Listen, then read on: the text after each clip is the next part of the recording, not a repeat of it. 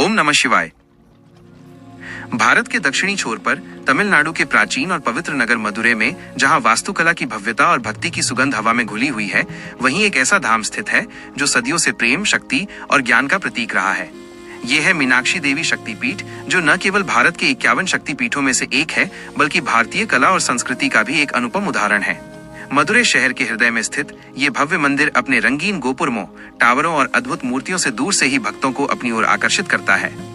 कथाओं के अनुसार जब भगवान शिव अपने कंधे पर माता सती के मृत शरीर को लेकर घूम रहे थे, तो उनका दुख इतना गहरा था कि सृष्टि का संतुलन बिगड़ने लगा। तब भगवान विष्णु ने अपने सुदर्शन चक्र से सती के शरीर को खंडित किया। मान्यता है कि इसी स्थान पर माता सती का चरण पैर गिरा था। चरण, जो स्थिरता, गति और समर्पण का प्रतीक है, ये दर्शाता है कि ये भूमि धर्म की स्थापना और प्रेम के अटूट बंधन के लिए समर्पित थी।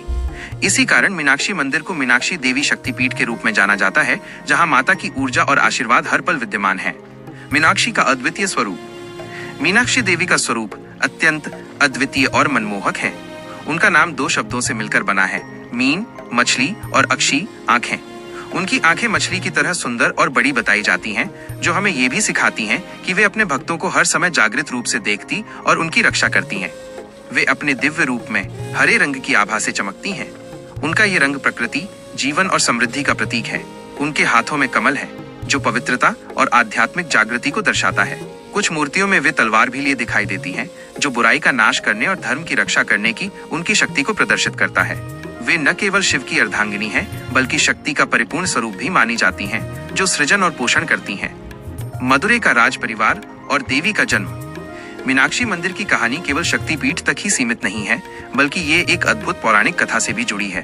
प्राचीन काल में मदुरै पर राजा मलयध्वज और उनकी रानी कनकवती का शासन था। वे दोनों अत्यंत धर्मपरायण और न्यायप्रिय थे, लेकिन उन्हें कोई संतान नहीं थी। संतान की तीव्र इच्छा से उन्होंने एक बड़ा यज्ञ करने का निर्णय लिया। राजा और रानी ने कई वर्षों तक कठोर तपस्या की और फिर वे एक भव्य यज्ञ का आयोजन करने लगे। यज्ञ की अग्नि की लपटें आकाश को छू रही थीं और मंत्रों की ध्वनि से वातावरण गूंज रहा था। तभी यज्ञ की पवित्र अग्नि से एक 3 वर्ष की कन्या प्रकट हुई। वह कन्या कोई और नहीं, बल्कि स्वयं माता पार्वती का अवतार थी। उस कन्या के 3 स्तन थे।